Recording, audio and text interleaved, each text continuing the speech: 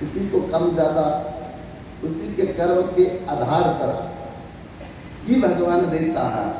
इसीलिए तो वो सर्व देश का जगत पिता कहलाता, मेरे मालिक के दरबार में सब लोगों का आता। क्या साधु, क्या संत, गृहस्थी, क्या राजा, क्या रानी, उसकी बही में लिखी हुई है सबकी काम कहानी। सबके जमा खर्च का वैसे ही हिसाब लगाता, मेरे मालिक के दरबार में सब लोगों का खाता। जैसा जिसने कर्म किया है वैसा ही फल पाता, मेरे दाता के दरबार में सब लोगों का खाता। इसलिए कर्म न करियो काला, हमारा कर्म जो है इसी का हिसाब होगा। मैं ब्राह्मण हूँ, मैं क्षत्रिय हूँ, मैं वैश्य हूँ, मैं शूद्र हूँ, मैं हिमाचली हूँ, मैं मद्रासी हूँ, मैं बंगाली हूँ, मैं पंजाबी हूँ, कोई नहीं पूछेगा। ब्रह्मचारी हूँ, गृहस्थी हूँ, सन्यासी हूँ, वानप्रस्थी हूँ, कोई नहीं पूछेगा। तुम काले थे, तुम गोरे थे, तुम स्त्री थे, तुम पुरुष थे, तुमने कर्म क्या किया वहां जाकर के। अरे कोरे पेपर पे 101 बार हमने सिग्नेचर किए हुए हैं। जन्म लेने से पहले माता की कोख में जब उल्टे लटके इतना कष्ट दुख पा रहे थे, तो भगवान कहते देख तू भजन नहीं करता, इसलिए तुम्हें बार बार माता के शरीर में आना पड़ता है। बार बार कहता इस बार मुझे मौका दो, मैं भजन करूंगा, भोजन की तरफ ध्यान नहीं दूंगा। लेकिन बंधु 101 जगह पर सिग्नेचर पूरे पेपर पे भगवान ने कराए, लिख जहां भजन करेगा, भजन करेगा, भजन करेगा, करूंगा मैं। सिग्नेचर लिख करके दे करके आए हुए हैं हम, लेकिन आया था किस काम को, करने लगा क्या काम। हवा लगी संसार की तो भूल गया भगवान, भूल गया सब किया कराया, और भूल गया परिणाम। सब कुछ भूल गया, बाकी सब याद रहा, भजन को मैंने भुला दिया। इसी कारण से आज तक मैं दुख पा रहा हूं, कष्ट पा रहा हूं। और जब तक फिर मुझे भजन ज्यादा नहीं आएगा, तब तक ये मेरा कष्ट, ये दुख, ये परेशानी, ये प्रॉब्लम, ये संकट अनंत काल तक मेरा कभी भी खत्म नहीं होगा। बंधु तो मथुरा की उन्होंने विश्राम घाट में जमुना में स्नान किया और रात वहीं रुके। फिर धीरे धीरे बरसाना चले गए, बरसाना की परिक्रमा, नंदगांव चले गए, नंदगांव की परिक्रमा, फिर गोवर्धन चले गए, गोवर्धन की परिक्रमा, फिर वृंदावन आ गए, वृंदावन की परिक्रमा, और रात के समय केसी घाट में पहुंचे। और केसी घाट में स्नान किया उन्होंने, और फिर गोपेश्वर महादेव का दर्शन किया, बंशी भट्ट का दर्शन किया, और फिर राधा रमन जी का दर्शन किया, राधा गोकुलानंद जी का दर्शन किया, राधा गोपीनाथ जी का दर्शन किया, राधा श्याम सुंदर जी का दर्शन किया, राधा दामोदर जी का दर्शन किया, राधा वल्लभ का दर्शन किया, बांके बिहारी का दर्शन किया, राधा मदन मोहन जी का सेवा कुंज का, निधि वन का, मीरा के मंदिर का दर्शन करके औरंगजेब जी का दर्शन किया। और फिर धीरे धीरे राधा गोविंद जी के मंदिर में आकर के उन्होंने राधा गोविंद जी का दर्शन किया। और दर्शन करने के बाद राधा गोविंद मंदिर के पीछे एक गली जाती है, पतली गली बोलते हैं उसको। उस पतली गली में आगे एक मंदिर था, गोपाल गड़ा, माने गोपाल जी की मूर्ति थी, 6 फुट लंबी मूर्ति, गोपाल घड़ा। ये बज्रनाथ भगवान श्री कृष्ण के पौत्र में ये मूर्ति की प्रतिष्ठा करवाई। बंजरनाथ जी ने। और बंधुओं, उसी मंदिर के प्रांगण में वेंकट भट्ट वृद्ध ब्राह्मण और उसका नौकर माधव विश्राम कर रहे हैं। अब भोजन का प्रबंध किया, खाया, खा करके वृद्ध ब्राह्मण का बिस्तर लगा दिया नौकर माधव ने, और फिर उनके चरण दबाने लगा। जब चरण दबाने लगा तो वेंकट भट्ट उठ करके बैठ गया और माधव का चरण दबाते दबाते दोनों हाथ पकड़ लिया और हाथ पकड़ करके बोलने लगे, माधव, मैं तुझे कुछ देना चाहता हूं। तूने मेरी बड़ी सेवा की, लगभग 6 महीने हो गए तो मेरी सेवा करते, घर में भी करता था, और घर में मुझे पता नहीं चला तेरे स्वभाव का। ये धाम यात्रा में मुझे तेरे स्वभाव का पता चला।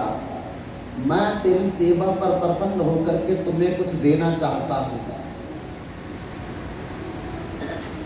और माधव ने कहा कि आप मेरे मालिक का स्वामी हैं, अपना आशीर्वाद दीजिए, मेरे सर पर हाथ रख दो, और इससे ज्यादा मुझे क्या चाहिए आपसे। बोले नहीं। माधव ने कहा कि देखो, सारा खर्चा आप कर रहे हैं, कपड़ा आप दे रहे हैं, भोजन आप दे रहे हैं, पैसा आप दे रहे हैं। मैंने तो कभी जीवन में भी सोचा नहीं था कि कभी मैं इतने तीर्थों का दर्शन करूंगा, और आपके कारण ये सब दर्शन मुझे संभव हो गए। एक छोटा आशीर्वाद है। कहते नहीं, मेरे मन में कुछ और देने की इच्छा है। कहा ठीक है, अगर कुछ देना चाहते तो बोलो, क्या देना चाहती है। तो वृद्ध ब्राह्मण ने कहा, मेरी पुत्री का भी विवाह नहीं हुआ और मैं अपनी पुत्री के लिए बड़ा चिंतित था कि उपयुक्त वर मुझे मिल जाए, पर मैं देख रहा हूं कि तेरे से बढ़ करके कोई उपयुक्त मेरी कन्या के लिए वर नहीं हो सकता। इसलिए तू मुझे वचन दे कि तू मेरी पुत्री के साथ विवाह करेगा। तो बेचारा इतना गरीब, माँ नहीं, बाप नहीं, बहन नहीं, भाई नहीं, घर नहीं, कारोबार नहीं, व्यापार नहीं, उसके पैरों से तो जमीन फिसल गई। कहने लगा, मालिक, कहाँ गंगू तेली, कहाँ राजा भोज। आप प्रांतीय राजा हैं हमारे गांव के, और मैं एक भिखारी का जीवन जी रहा हूँ।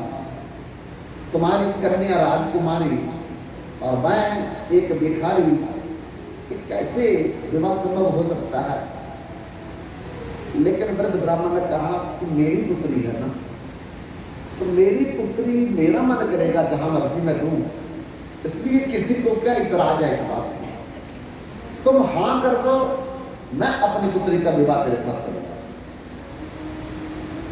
उस बालक ने कहा कि स्वामी, अगर मैं हां भी कर दूं, आप तो कह रहे हैं, लेकिन घर जाकर के जब पत्नी से बात करेंगे, बेटी से बात करेंगे, बच्चों से बात करेंगे, तो वो नहीं मानेंगे। फिर आप क्या करोगे।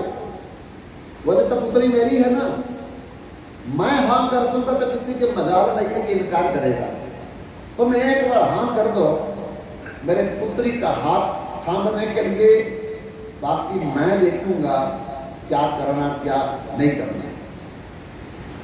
तब बार बार बोलने पर माधव ने हाँ कर, लेकिन माधव को खतरा था कि मालिक पर जब घर का दबाव पड़ेगा तो मुकर जाएंगे। इसलिए बोला कि आप जो मुझे वचन दे रहे हैं अपनी कन्या का विवाह करने के लिए, एक कहीं झूठा ना हो जाए, इसलिए आपको एक गोपाल गढ़ा, सामने भगवान खड़े हैं, इनके सामने खड़े होकर के मेरे को वचन दीजिए, ताकि ये गवाह रहेंगे, ये विटनेस रहेंगे कि इनके सामने आपने कहा था। तो वेंकट भट्ट ने कहा, मुझे कोई आपत्ति नहीं है, सामने चले गए। हाथ पकड़ करके बालक का वेंकट भट्ट ने कहा कि गोपाल गड़ा, मैं आपके समक्ष प्रत्यक्ष में खड़ा होकर के वचन देता हूं कि मैं अपनी कन्या का विवाह इस माधव ब्राह्मण लड़के से करूंगा। रात को सो गए। सो करके फिर धीरे धीरे रास्ते में दर्शन करते करते दक्षिण भारत तेलंग देश आंध्र प्रदेश में विद्यानगर की तरफ चल पड़े। 6 महीने के बाद लगभग वो अपने विद्यानगर गांव में पहुंचते हैं और मालिक अपने काम में लग गए, माधव अपने काम में लग गया। लेकिन बंधु 1 साल चला गया। माधव मन में सोचता है कि मेरे मालिक ने विवाह की बात की थी, 1 साल चला गया, लेकिन उसके बाद कोई बात ही नहीं की मेरे साथ। बात तो की थी अपने बच्चों से, पत्नी से, बेटी से, लेकिन उन्होंने कहा था खबरदार पिताजी, अगर ये द्वारा बात कही तो हम लोग आपको घर से निकाल देंगे। वो वृद्ध बेचारे डर गए। पत्नी ने कहा था मैं जहर खा के मर जाऊं अगर आपने दोबारा ये बात की कि हमारी कन्या का पुत्री का विवाह उस भिखारी के साथ हो। कन्या कहती कि मैं जीवन भर के लिए अविवाहित रहूंगी और मैं इस भिखारी के साथ विवाह नहीं करूंगी। इसलिए बेचारे चुप हो गए थे। अब क्या बोले? तो पिताजी ने कहा कि देखो पुत्रो, मैंने तो वृंदावन में गोपाल के सामने वचन दिया था उस लड़के को, अब उस वचन का क्या होगा? तो पुत्रों ने कहा, पत्नी ने कहा, आप बोल देना कि मेरे को कुछ याद नहीं मैंने क्या बोला है, बाकी हम संभाल लेंगे। अब बेचारे डर के मारे बोलते नहीं है। उधर माधव बालक सोच रहा है कि 1 साल चला गया, अब मेरी उम्र भी हो रही है, ऐसा ना हो कि इनके घर में तो मेरा विवाह ना हो तो कहीं और भी मेरी उम्र इतनी हो जाए कि कोई रिश्ता ही नहीं आए मेरे पास। तो मुझे पूछ लेना चाहिए जाकर के अपने मालिक से। डरता डरता अपने मालिक को एकांत में देख करके एक दिन बोलने लगा कि मालिक, आपने वृंदावन में कुछ कहा था मेरे को। अब मालिक डरा हुआ बेचारा क्या बोले, मेरे को कुछ याद नहीं है। याद नहीं है? आपने तो कहा था, मैं तो मना करता था। फिर कहे मेरे को कुछ याद नहीं है। इतना बोलते बोलते चारों पुत्र आ गए, पत्नी आ गई और लड़के को मारने लगे। अरे क्या बोल रहा हमारे पिता को, हमारे पति को, भिखारी है तो भिखारी, अरे तेरा तो घर नहीं, व्यापार नहीं, कारोबार नहीं और हमारी कन्या के लिए सोचता है। तू तो हमारे पिता को कुछ नशा करा करके रास्ते में मार नहीं दिया। शुक्र है परमात्मा का कि वो जिंदे चले आए। अभी आकर के तू कहता है अपनी कन्या के बारे में आपने वचन दिया था, चल भाग जहां से। धक्के दे करके उस ब्राह्मण नौकर को बाहर निकाल दिया घर वालों ने। लेकिन पिता दुखी हो रहा था अंदर अंदर, वो तो चाहता था लेकिन अब कुछ कर नहीं सकता। पराधीन सपने सुख नहीं। जब हम पराधीन हो जाते हैं तो फिर समझ लो कि हम सुखी नहीं रह सकते। तो बंधु क्या हुआ, वो लड़का जो है वो अपमानित हुआ, अपने आप को बेइज्जत महसूस किया उसने। तो गांव में तब तो पंचायत होती थी, सरपंच होता था, पंच होते थे, मेंबर होते थे, उनके पास चला गया। उनके पास जाकर के अपनी प्रार्थना रखी कि ऐसे ऐसे मेरे मालिक ने तीर्थ यात्रा पे जब वृंदावन गोपालगढ़ मंदिर के सामने अपनी कन्या देने का वायदा किया था, तो आज मैं पूछने गया तो उन्होंने बड़ा अपमानित किया मेरे को। आप मेरा फैसला कीजिए। सरपंच ने, पंच ने, मेंबर ने कहा जब ये बात हुई थी तो कोई गवाह था उसमें? चले गवाह तो कोई नहीं था, लेकिन भगवान गोपाल गवाह थे। उनके सामने कहा था, वो सब हंसने लगे। अरे मूर्ति को भी गवाह मानता कोई? वो मूर्ति क्या बोलेगी? कोई आदमी था? बोले आदमी तो कोई नहीं था। पर चलो हम उनको बुला करके पूछते हैं कि क्या बात है। उनके सारे परिवार को बुलाया, पूरी पंचायत ने, और बैठ करके फैसला होने लगा। तब लड़की के भाई जो है वो एक ही बात बोलने लगे कि अगर हमारे पिता ने कुछ कहा था इसको, तो वहां कोई गवाह था? ये झूठ बोल रहा, सच बोल रहा है, हम कैसे मान जाएं? तो लड़के ने फिर सबके सामने यही बोला, वो गोपाल जो है वो गवाह है, वो उधर खड़ा था जिस समय आपके पिता ने मेरे को वचन दिया था।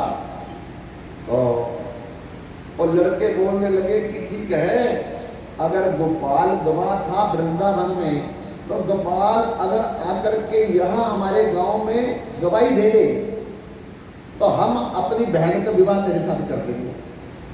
अब उनको तो ये है कि वो मूर्ति थोड़ी चल के आएगी जहां तक,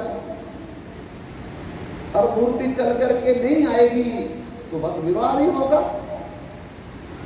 तब सारी पंचायत ने मिलकर के कहा कि देखो बेटा माधव, अगर तुम किसी प्रकार से उस गोपाल को इस गांव में गवाही देने के लिए ले आओ, अगर वो आकर के गवाही दे दे, तो हम पूरी पंचायत तुम्हारा उस कन्या के साथ विवाह करवाएंगे। तब लड़के को विश्वास था, भगवान पर श्रद्धा थी, निष्ठा थी। अब विश्वास नहीं भगवान है, विश्वास में ही तो भगवान है। कहता ठीक है, मेरे को आने जाने का खर्चा दे दो, कपड़ा दे दो, भोजन दे दो, और 1 महीने का मुझे समय दे दो। अगर तो मैं भगवान को ले आया गवाही देने के लिए तो मैं वापस आऊंगा, अगर भगवान नहीं आएंगे तो मैं भी नहीं आऊंगा। लिख करके पंचायत के सामने चला गया। पंचायत ने पैसा भी दिया, कपड़ा भी दिया, भोजन भी दिया, 1 महीने का समय भी दिया। तब तो पैदल चलना था। वो बालक माधव पैदल चलता चलता चलता चलता चलता लगभग 13-14 दिन में पहुंच गया वहां। और 13-14 दिन में पहुंच करके उसी भगवान के मंदिर में जाकर के रुका रात को। और जब सब पुजारी आरती वगैरह करके चले गए, तो हाथ जोड़ करके भगवान के सामने रोने लगा कि हे प्रभु, मेरा कोई ना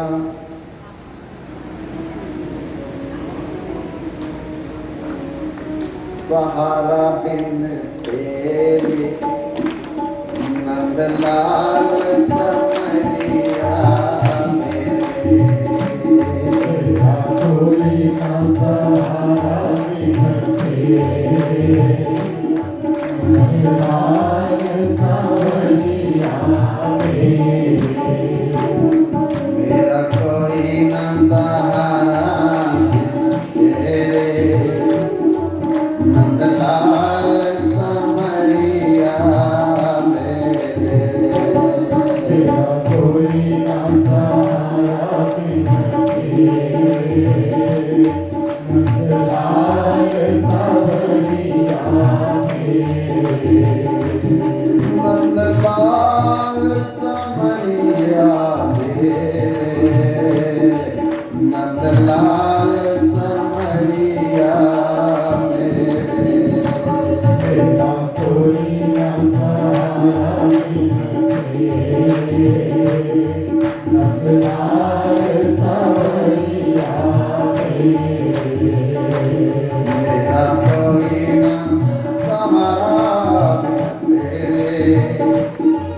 नंदलाल समरिया मेरा कोई ना सहारा बिन तेरे,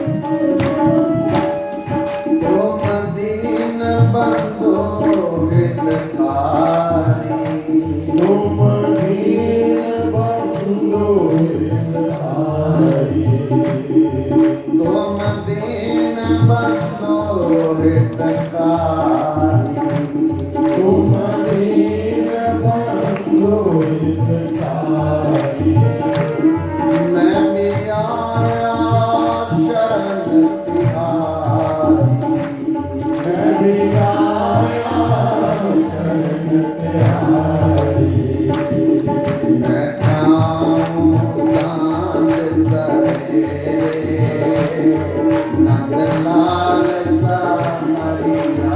मेरे।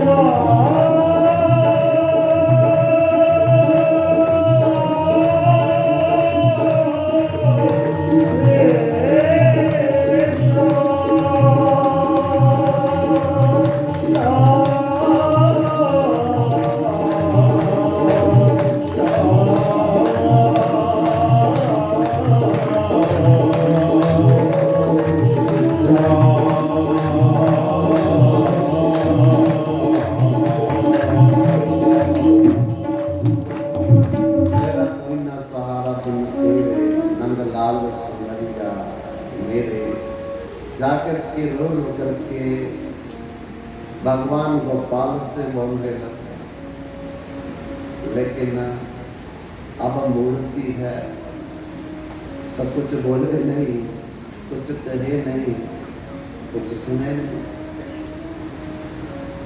7 दिन चले, 7 दिन रात चलेगी, न खाया पिया उसने, न सोया, बस एक टिक खड़ा रहता है, आप चलो मेरे साथ, गवाही दो मेरी, नहीं तो मेरी तो बदनामी होगी, पहले आपकी बदनामी होगी। आपके सामने उस ब्राह्मण ने कहा था, मेरा विवाह हो ना हो कोई बात नहीं, लेकिन उस ब्राह्मण ने जो वचन दिया है आपके सामने, उसका परिणाम क्या होता, उसको बचा लीजिए आप। अब भगवान तो कुछ बोलते हैं, तब कहा मूर्ति नहीं तुम्ही साक्षात ब्रजेंद्रानंदन, मैं आपको मूर्ति नहीं देख रहा हूं, मैं आपको भगवान देख रहा हूं। मैं मूर्ति से नहीं बोल रहा, मैं भगवान से बोल रहा हूं। नाम विग्रह स्वरूप तीनों एक रूप, तीनों वेद नाही, तीनों चिदानंद रूप। वेद कहता है भगवान का नाम, भगवान और भगवान की मूर्ति तीनों एक, साक्षात भगवान की सेवा, मूर्ति की सेवा और ये नाम का कीर्तन जो करते, नाम जप करते, बराबर सेवा। साक्षात कलयुग में नाम नामकारी बहुधा निज सर्वशक्ति तत्तर अर्पिता, निजमता स्मरणे न काला इतादृशी तब कृपा भगवन ममापि दुर्दैव में नानुराधा। भगवान अपने नाम के रूप में आ गए। एक जो भगवान राम है, इसमें भगवान राम विराजमान, सीताराम में सीताराम विराजमान, राधे श्याम में राधे श्याम विराजमान है, लक्ष्मी नारायण में लक्ष्मी नारायण विराजमान है। अब चतुर व्यक्ति इससे बाहर निकाल लेगा। हमारे में योग्यता कितनी है, हमारा विश्वास कितना है कि राम में राम को निकाल पाएंगे, सीताराम में सीताराम को निकाल पाएंगे। हमारी अंदर का विश्वास है। उन्होंने कोई भी कमी नहीं छोड़ी कि भगवान ने नाम में अपने आप को बिठा दिया। सुमिर पवन सुत पावन नाम, अपने बस तीनों राम। अजित अजामिल गण गण गाओ, बेमुकत सब नाम प्रभाव। कहाँ कहूँ मैं नाम बड़ाई, राम न सकही नाम गुण गाई। भगवान राम कहते हैं मैं भी अपने नाम के गुण नहीं गा सकता, मेरे नाम में इतने गुण। जन्म मरण जम दंड की और गर्भवास की त्रास, नाम लिए सब ही मिट जाए,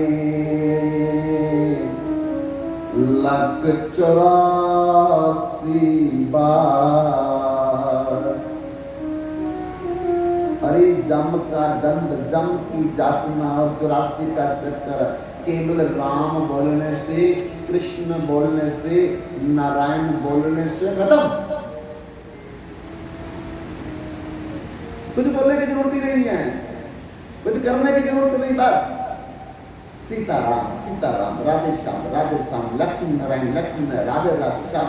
जो भी हमारे मन में विश्वास है, केवल उसका कीर्तन करें, भगवान मिल जाए। एक राम नाम जतो पाप हरे, पापी साधे नहीं ततो पाप करे। एक राम नाम बोलने से इतने पाप जल करके राख होते हैं जितने पाप आदमी कर नहीं सकता पूरे जीवन में। लेकिन फिर भी हम राम नहीं बोलते, कृष्ण नहीं बोलते। एक दुर्भाग्य है हमारा कि हल्लो तो बोलते रहेंगे मोबाइल पर 24 घंटे, लेकिन हल्लो की जगह सीताराम बोलते तो क्या फर्क पड़ता है। हमारा जी स्टेटस कम हो जाएगा, लोग बोलेंगे अनएजुकेटेड हैं, पढ़े लिखे नहीं हैं। हल्लो में हम पढ़े लिखे नजर आते हैं। सीताराम नहीं बोलेंगे, राधे श्याम नहीं बोलेंगे, राम राम नहीं बोलेंगे। अनकल्चर्ड लोग हैं, कोई लर्न पर्सन नहीं है ये लोग सोचेंगे। लेकिन बंधुओं, हल्लो तो उस आदमी की पत्नी का नाम था जिस आदमी ने टेलीफोन की खोज की थी, और वो अपनी पत्नी को टेलीफोन दे करके उससे बात करता था। हेलो कपड़े प्रेस हो गए, हेलो बर्तन साफ हो गए, हेलो चाय बन गई हो, तो उसकी पत्नी का नाम था। हम किसको हेलो करके पुकार रहे हैं बताओ, हमारी क्या लगती है हेलो? जरा विचार करो, उसकी तो पत्नी को तो बुलाएगा, तो हम हेलो किसको बोल रहे हैं बताओ? उसकी पत्नी का नाम था। हमारी क्या लगती बताओ, क्या रिश्तेदारी है? तो श्री राम से तो है रिश्तेदारी, सीताराम से तो रिश्तेदारी है, राधे श्याम से रिश्तेदारी है, लक्ष्मी नारायण से रिश्तेदारी तो है ना। पितामह से जब तो माता दाता पितामह वेद्य पवित्र ओंकार श्याम जगरेव ईश्वरा कृष्ण परमा सच्चिदानंद विग्रह नादिर राधिर गोविंद सर्व कारण कारण जगतेर पिता कृष्ण जेना बजय बाप पितर द्रोही पाप के जन्म जन्म बाबे पाप। ये तो हमारे माता पिता हैं सब, हम उनका नाम लेंगे मरने के बाद। अगर भगवान का नाम लेकर के मरेंगे तो भगवान के पास, अगर हल्लो लेकर के मरेंगे तो हल्लो के पास जाएंगे। हल्लो पता नहीं कुछ विदेश में कौन से घर में जन्म लिया, हमको भी पता नहीं। थोड़ा सोचो कि सबसे ज्यादा इस समय में हम मोबाइल करते हैं। 1000 बार मोबाइल करेंगे, 1000 बार सुनेंगे, तो 1000 बार सीताराम बोलेंगे, 1000 बार राधे श्याम बोलेंगे, तो माला करने की कोई जरूरत नहीं है, खाली पकड़ने की कोई जरूरत नहीं है, हो गई हमारी माला। कलयुग में माला करने को नहीं बोला, कलयुग में तो चलते फिरते खाईते सुनते यथा तथा नाम ले देश काल निजम ने सर्व सिद्धि आए। चलते फिरते बहू का नाम लक्ष्मी रख दो, पुत्र का नाम विष्णु रख दो, उधर लक्ष्मी को बुलाओ उधर विष्णु को बुलाओ, हो गई लक्ष्मी विष्णु की, हो गई लक्ष्मी विष्णु की माला, हो गई 24 घंटे। लड़ेंगे भी तो तब भी फायदा, गालियां दो लक्ष्मी तेरा कुछ न रहे, तब भी फायदा ही होगा।